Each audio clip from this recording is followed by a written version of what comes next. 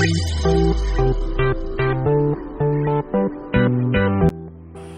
আজকে চালের গুঁড়া দিয়ে মুচমুচে একটা বিকেলের নাস্তা বানাবো।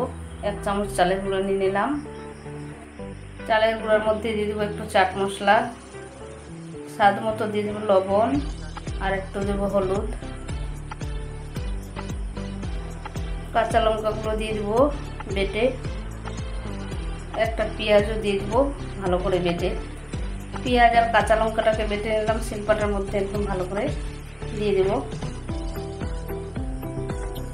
এরপরে দিয়ে দেবো একটা ডিম।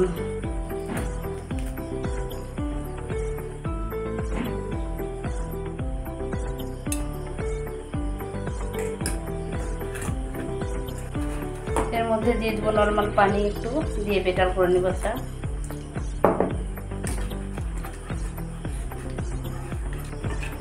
এইভাবে পাতলা করে একটা বেটার করে নিব। এই যে এইভাবে করেছি দেখেন। বিসমিল্লাহির রহমানির রহিম।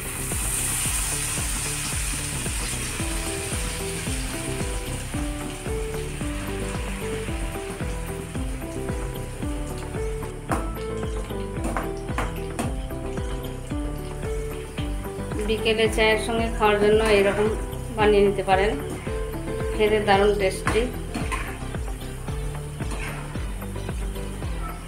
মিডিয়াম আঁচে ভেজে নিতে হবে মুচমুচে করে। হয়ে গেছে, উঠিয়ে নিব।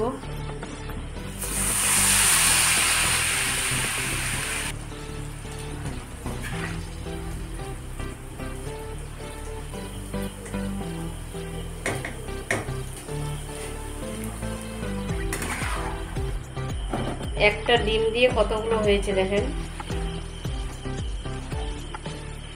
1 চামচ চালের গুঁড়া আর একটা ডিম।